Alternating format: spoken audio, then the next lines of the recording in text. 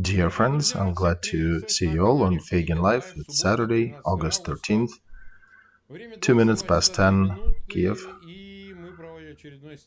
And we're doing another stream on Feygin Live channel. Glad to meet you, Olexiy, again. Day 171. Yeah, likewise, Mark. Over 170,000 watching us, over 10,000 left their likes. Please share clicks, likes, links to that channel on your social media. Subscribe to Feygin Live, to Olexiy Arestovych channel, and to the privateer station if you are watching that in English and have not done that so. So let's discuss what happened by Saturday evening. There was some happening. On Kharkov, they continue the engagement. Mostly it's artillery, shelling, a bit of infantry and tank shooting, but no motion. Now, over in Devgenki, down at Izum, as you see, there is a bit of a protrusion up north, right over the water, near the sign M03, in the middle of the map. But it's forested area, heavily forested, so we cannot move fast. Let's look down to Siversk.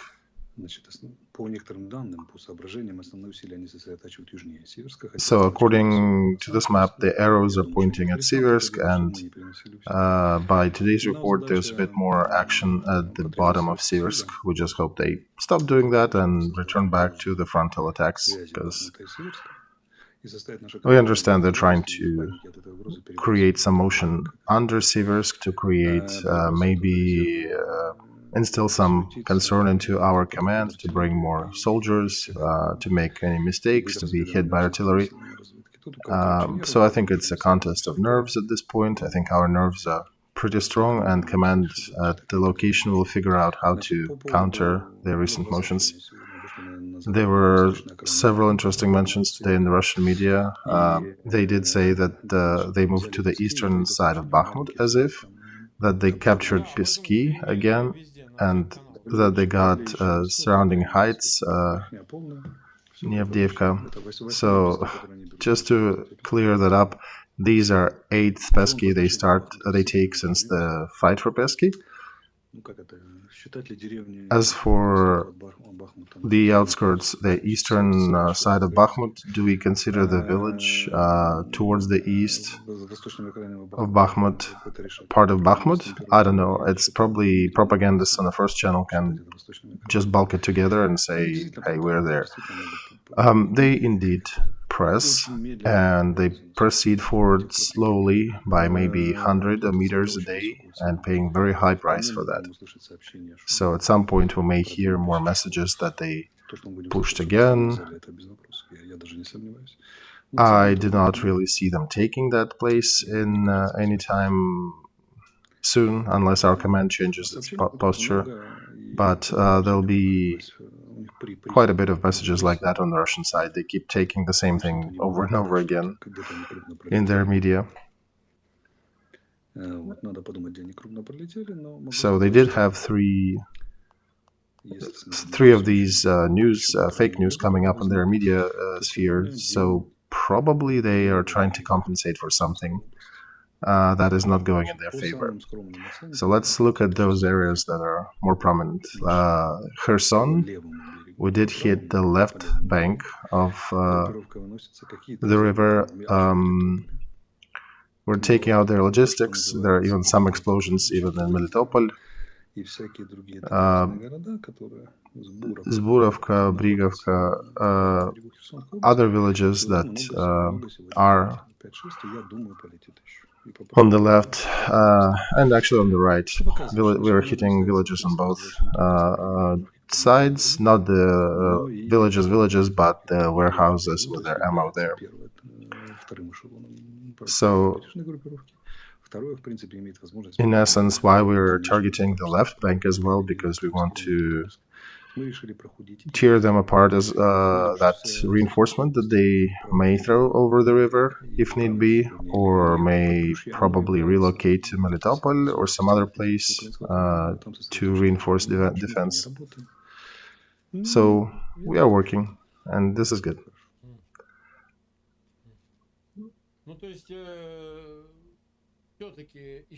So once again, Bakhmut and Pesky were not taken. They're claiming Pesky.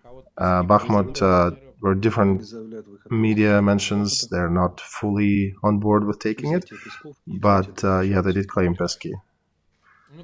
They're a bit more sure about Pesky. Mark, we are reading the data from General Command of Ukraine for 7 p.m. Pesky are not taken. Whom I need to believe? Our command or Konashenko, who keeps lying every day? I just have to remind you again that they've been taking these Pesky 8 times this week already in their messages. Oh yeah, that's their national sport. Alright, what is going on around Zaporozhye nuclear power plant? Because now we hear more statements from the West.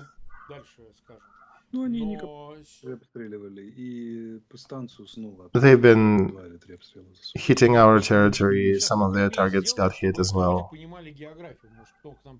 So here's the station down at 6. That square water reservoir, that's the area of the station.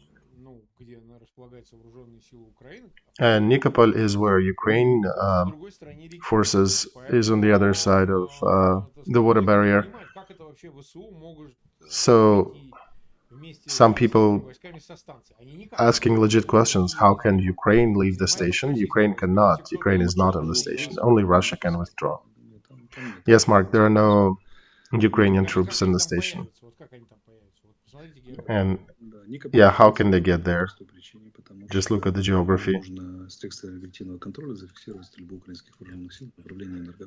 And they're only shelling Nikopol for the reason of having Ukraine shoot back at them towards Energodar to have something to show to the international community. That story continues. They provoke Ukrainians to shoot their military targets, and we actually are not shelling the actual power plant. We're not returning fire back there. About a week ago, we had UAVs working at them, and not even on the station itself, but in Energodar, in the town of it, and in its suburbs. That was pretty well documented. So that's what's happening there. We got some new weaponry news. Our Minister of Defense published that Susanna's arrived.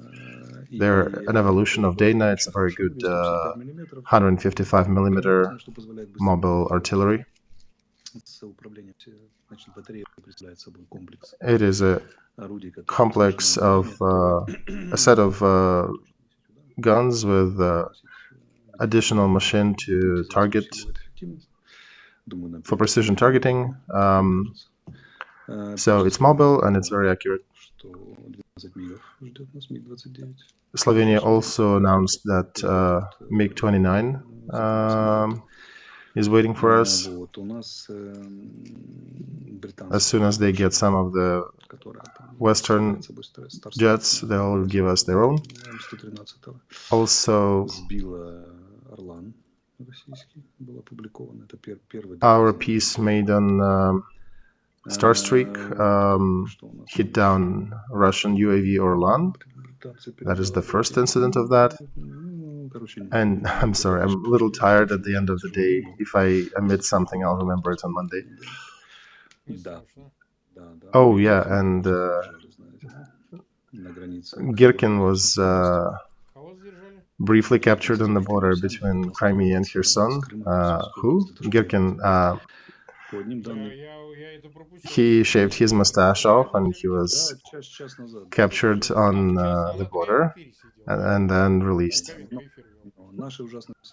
So our people were, some of the people were happy that he was captured by his own side, but then, according to some data, he was let in Kherson territory. But of course they would have been let. According to some data, yeah, we got the data that he was let in by the occupation administration, and we have a chance to see mustacheless Girkin on the front again.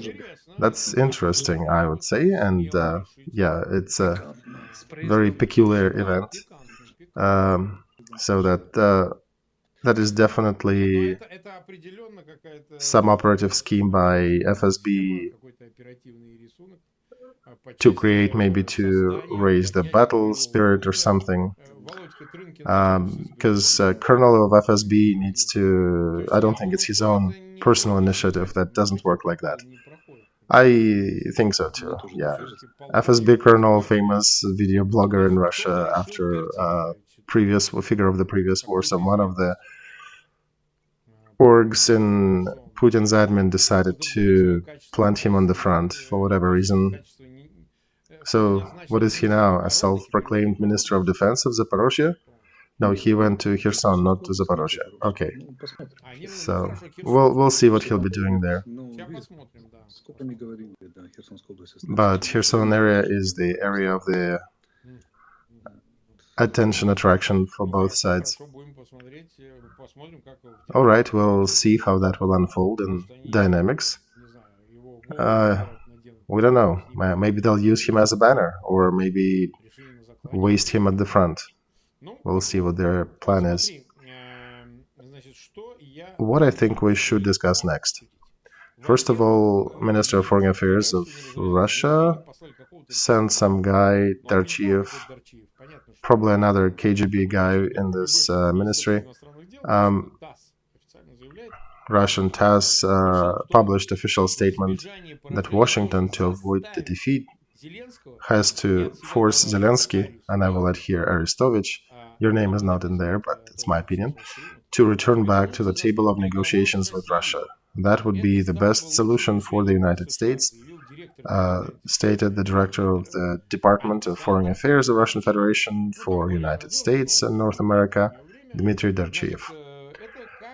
So this kind of supports that whole scheme of blackmail using Zaporozhye nuclear power plant and all of their different Putin's voices out in the West. For example, today Kissinger had a column in Wall Street Journal, and he said that the United States is on the verge of war with Moscow and Beijing, that we partially created that risk ourselves. Quoting Kissinger, we are on the verge of war with Russia and China that we partially created without having an understanding of where it will lead or how it will end. And that's what he said in his interview to Wall Street Journal. So as I understand, at first they highlight their desire to sit down at the table with Darchiev, and then they connect senile or paid agents to come and talk about that in the media. Personally, it's my opinion that Biden and Xi Jinping, that's between them. But regarding the Ukraine, do you have any comments on this? No. Let's quote Kissinger to the end. He also said the dice is cast, and Ukraine does need to be recognized as an official NATO member as well. He also says that Moscow is on the verge of nuclear war. That's what he also said. Mark. Well, tell me your opinion. I'm trying not to offend Kissinger. I'm looking up for words, and it may take some time. Let me say this. With curiosity, I listened to an opinion of the notable figure in American politics. That's it? Yeah, that's it. Do you want to say anything about Darchiev? Yeah, with that name, I think he had a pretty rough life in Russia. Yeah, I think personally they found some equivalent to Medvedev. So they're sending Medvedev to make idiotic statements in Ukraine, and then in Ministry of Foreign Affairs they found another idiot to confirm those things. Remember when they were pulling out from Kiev? They found some other idiot, Rudskoy, among Russian Ministry of Defense, who made those statements about charitable withdrawal. So, yeah, to outline, we spoke about that. They're begging for negotiations. They're indeed begging for negotiations. So, from point of view of the military professional in the south, why do they want peace so much? Is it because they're waiting for Ukrainian offensive towards Kherson, or do they know something about weaponry, or do they understand something about their own position? How battle-worthy are their troops that are on the right side of Dnieper? Just voice your opinion. I think I touched on that earlier. They're really scared by their defeat in the south. Is it possible? They're afraid of complete destruction of the right bank group, of a lot of prisoners being captured by Ukrainian side, and liberation of Kherson. Second, they're also afraid of the strike at Melitopol. They're afraid of it as a wildfire because capture of Melitopol would solve a lot of things. Mariupol, Kherson, the whole southern front would collapse. And also, it's all the troops they have. That's their 60% of force down there. So they're also pretty weak in many other parts, and they're afraid everywhere. They brought a lot of things. They were getting ready to do something, but the offensive does not work because of logistics. Is that the main reason? Yes, it is the main reason.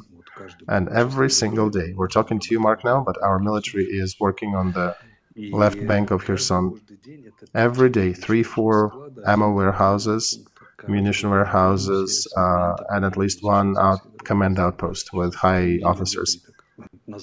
So, and that has been for the last, 2 to 3 weeks. Imagine how it looks in the eyes of Russian command.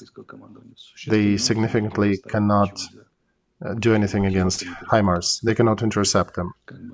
Yeah, they're just saying every day that they keep destroying them. Right. But every day they're getting shelled. You lose ammo, you lose officers, you're standing and you cannot move. They threw, traditional 2 battalion groups there, but you still cannot continue the offensive. You throw your troops and try to incite them to attack, but resources lack. And in the morning you get more news that 2 more warehouses were destroyed, another command outpost is gone, the officers on duty evaporated, another bridge is destroyed or shot up. There are 4 bridges across the river, and all 4 of them are under Ukrainian fire control and are damaged, significantly damaged. Can you do anything around the bridges? Yeah, we can maybe do pontoon, but the tempo will be slower. So that's why military reporting to Moscow, if not on the official line, but on the military lines, they're reporting that we are trying to survive, and we do not see any perspectives. Not tomorrow, not the day after tomorrow. A month of that story, it will end very sadly for them. Regardless of how many they can bring there, they'll be covered with HIMARS and artillery. We do have enough systems, enough HIMARS, enough artillery, enough supplies to them. And the moment they start to figure out the perspective options, their airfield in Sakov gets destroyed alongside with the detachment of fighters and attack planes and pilots. So now they need to either find a solution to this war, perhaps negotiate, or find another 60,000 well-trained military troops, or even better, 150 or 200,000.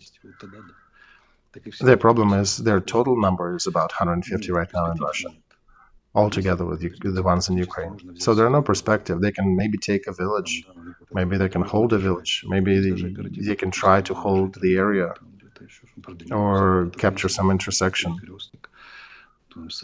But there is no high-level perspective.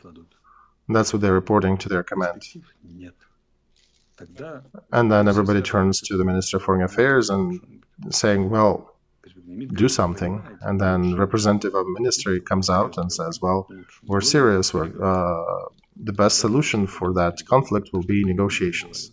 Let's all go negotiate. And the first condition that they'll throw would be ceasefire. This is also our first condition, but we also have another one, a little asterisk, that says with a complete withdrawal of troops immediately to the borders of February 23. And then there is a nuance. Why did we send Girkin down south? So no, we'll hold, we'll see what we can do, release the Kraken. So they're still holding, trying to figure something out. So as I see what's going to happen, will gradually erode their reserves, and they will be begging for negotiations. That's what likely is going to be happening in the next couple of weeks. Maybe a little less, maybe a little longer.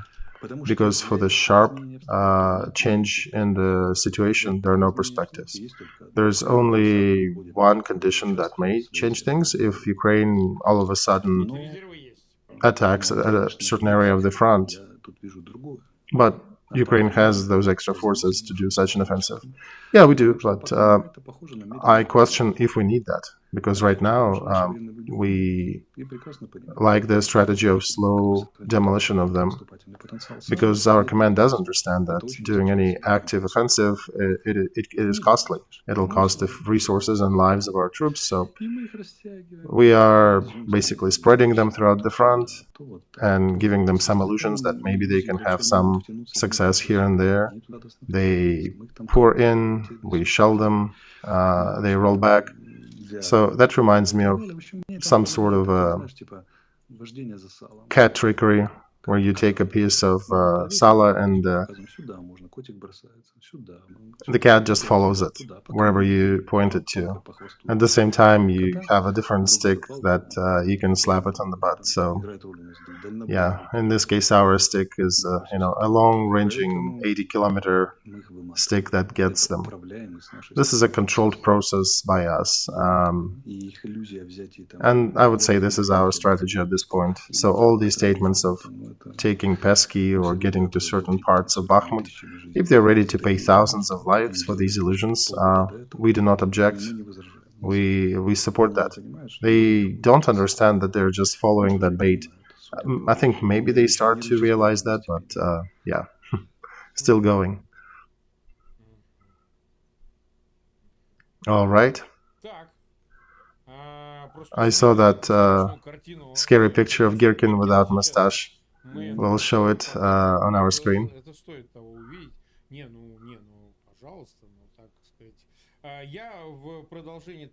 To continue what you were saying, I will quote one person. You probably don't know him. His name is Mikhail Podolyak. Oh yeah, that guy kind of rings a bell. Ukraine has no motivation to continue negotiations with Russia, because this will mean certain victory for our opponent, and that is the statement made by the head of the office of the president to the publication Babel, and we still cooperate with Russia in terms of prisoners of war, and we in exchange of the bodies of the fighters, but there is no dialogue from the political point of view. All right, let's take a look at Girkin without mustache. I'm trying to remember, you know what he looks like? He looks like... Remember that movie with Arnold Schwarzenegger, who was painted into something else when he was flying to Mars? Oh, Total Recall. Right, that one. He kind of looks like that Schwarzenegger in a different attire, pretending to be something else on the way to Mars. This one is flying to Kherson. So you're saying he was let in. According to some data, it still needs to be verified. That's an interesting nuance. All right, what can you say about Podolyak's statement? Does it support the general line that there are no negotiations possible without that small asterisk affirmation? So what then? What's the alternative? War. Okay, war. Does it mean that Moscow has nothing besides Girkin in their stash to counter that? They're out, yeah. There was that Russian saying, they traded down to the holes in their pockets. They literally have nothing else. You know, I like the anecdote when two guys are leaving casino at 5 in the morning. One is nude, another is in the underwear. The naked one is turning to his friend and says, Vasily, I always respected you for your ability to call quits in the right time. So that's, I think, the negotiations are happening in the Putin's high command right now. All right, another subject that is still alive about visas. Why? Because there was a number of statements from their national governments, representatives of governments, that this story continues to roll in a certain direction. For example, Finland made a statement that they found a way to tighten the amount of tourist visas given to Russians. In practice, it basically means that you can apply for tourist visas only on Mondays, but from Tuesday to Friday you can apply for medical or other kind of visas. So if they switch to that form, the country would slow down the issuance of tourist visas to Russian tourists. He's supported by the voices from Danish ministry, who also said that they would like to diminish the number of tourist visas given to Russians on the basis of ongoing military conflict in Ukraine. Also, Minister of Lithuania, Landsbergis, said that these mechanisms would have been much more effective if they would be approved and supported by General European Council. So, what's at hand? Zelenskyy actually did say to clarify his statement later. He said, with all equal things, yes, take the status of a refugee. I think he understands that most people who already left Russia as refugees, nobody is insisting on returning them back. But the discussion continues. Can they minimize the visas? Can they affect it? I think statistically we'll see that there'll be lesser tourists from Russia this year or next year in Europe. It doesn't mean that they cannot travel to Turkey or Thailand or other places.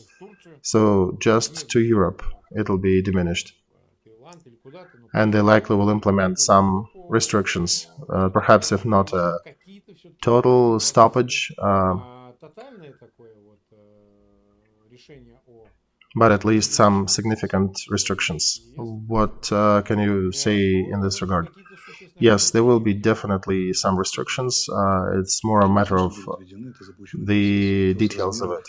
How big will the limitation be? And both Podolyak and Zelenskyy did mention in the last couple of days that topic. They don't usually bring that in vain. It usually indicates that there is a discussion and then there is a path forward.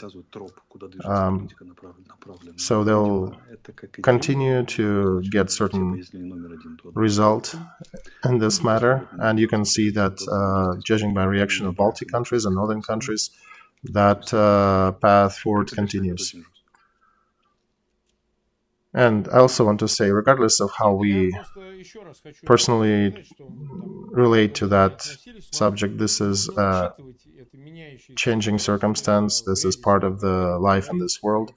Those who, against Putin's position, against Putin's politics, you just need to realize that you need to maneuver around that because, yes, we understand you're against the regime, but the West is also finding ways to protect themselves from possible Putin's agents. So One, if you're still in Russia and you're fighting with the regime, you need to take that into consideration, that you may need special routes to leave the country. So, yeah, Mark, in general, if you take a certain family or certain person, one can always find a way to leave it. The question is about en masse. For the most part, we're talking about people who are supporting Putin, that they need to be left alone with him in his country, look each other in the face, in the eyes, and figure out the future of their existence.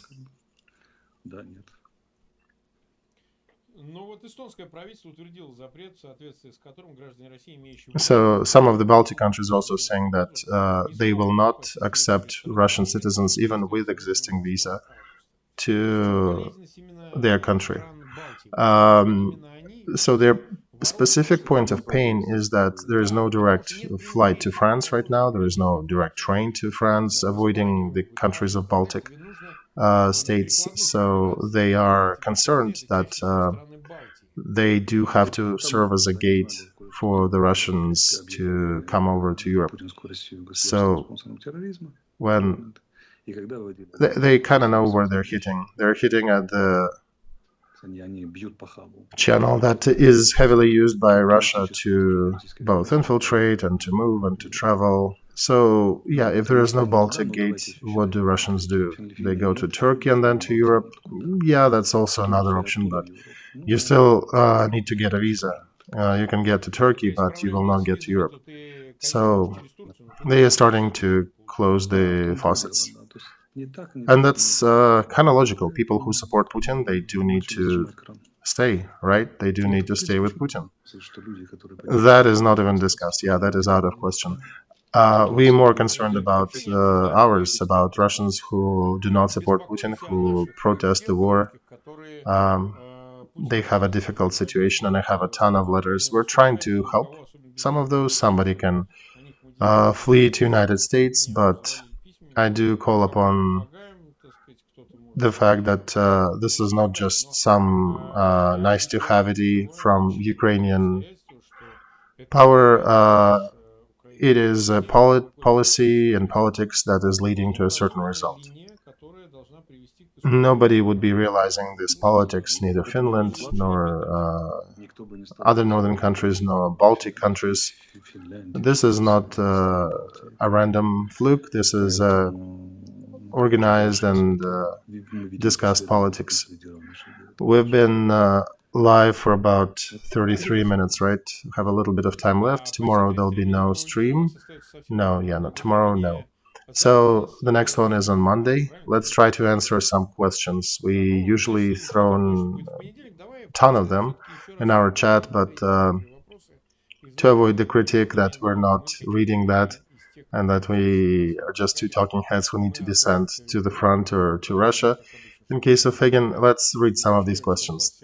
So there is a question about students, different variations, but question about students who are not being let out of Ukraine. Difficult question, same as sailors.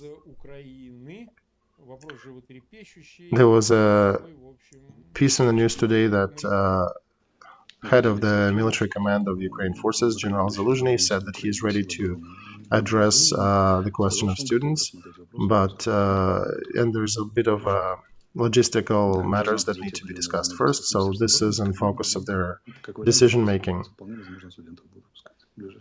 Will that decision be on the level of Cabinet of Ministers? Yes, this is a Cabinet of Ministers. That's the right area to make the decision, because that's where they decide what resources do we need for mobilization. One needs to realize that the central voice belongs to military at this point, because they tell how many and how do they need their people.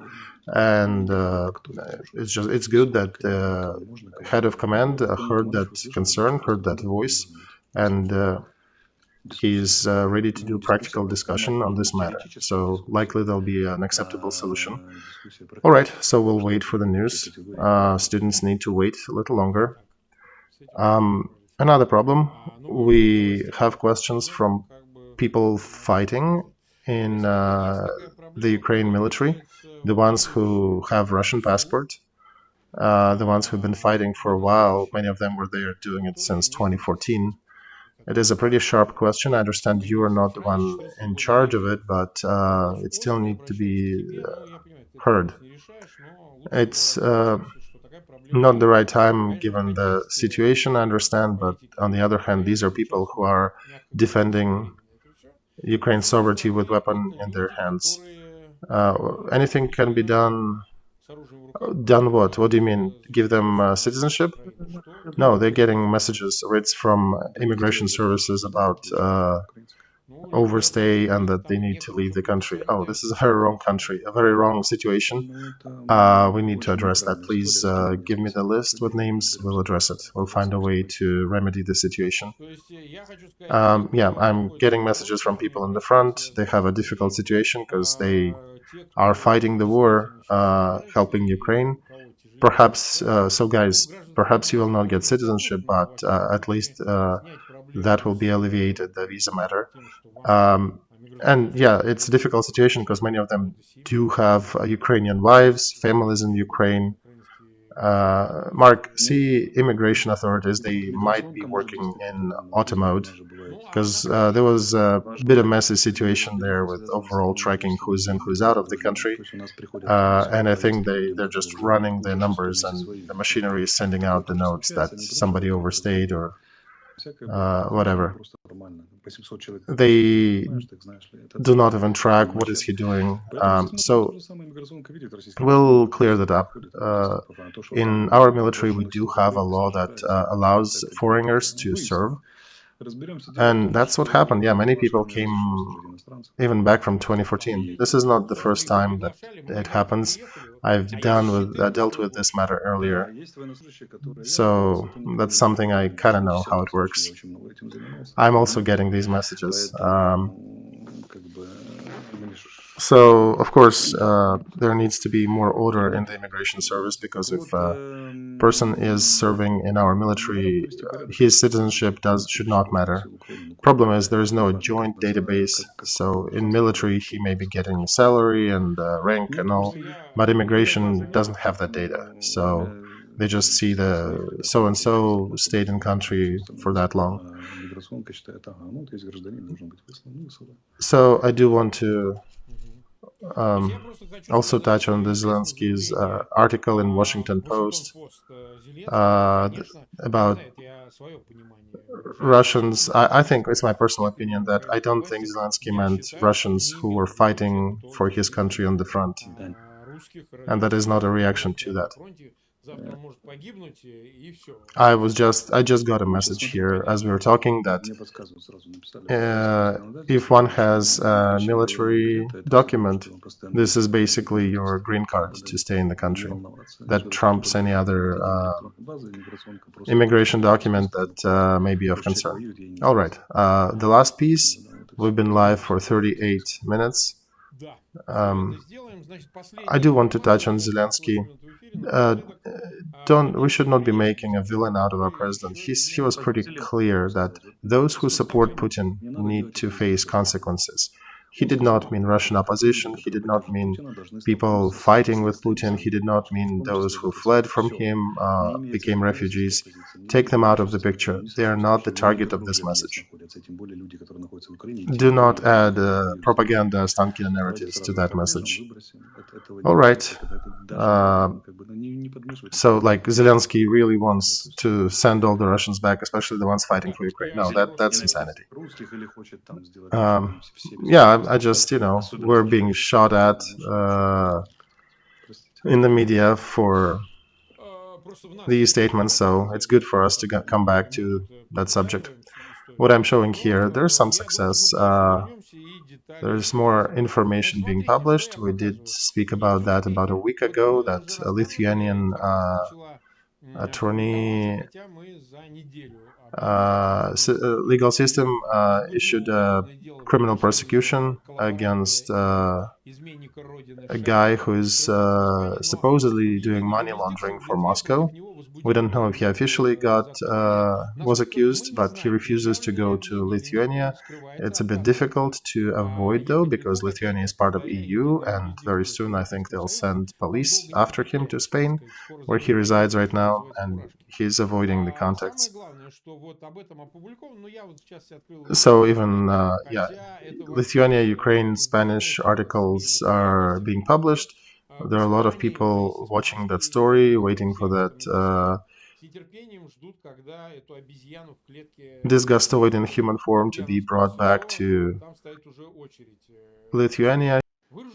He started doing some anti-Lithuanian propaganda, the wildest kind, so using this window, I'm turning to the Lithuanian powers, to the president of the country. Please pay attention to that Russian propagandist, that Kremlin troll is doing anti-Lithuanian statements in his resources. You guys should carry on with this prosecution and investigation.